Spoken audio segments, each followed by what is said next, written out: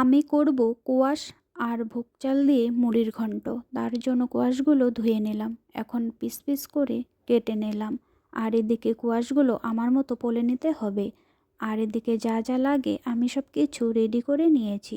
এখন কড়াইতে দিয়ে দেব তেল, আর দিয়ে দেব তেজপাতা, শুকনো লঙ্কা, আর অল্প জিরা, আর অল্প পরিমাণ মতো ভোগ চাল আর কিশমিশ।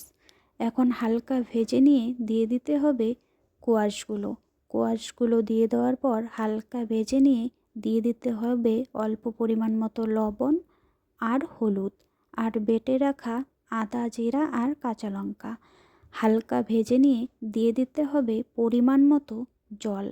আর এদিকে ভোগ চালটা সিদ্ধ হওয়ার জন্য 10 মিনিট ঢাকা দিয়ে রাখতে হবে।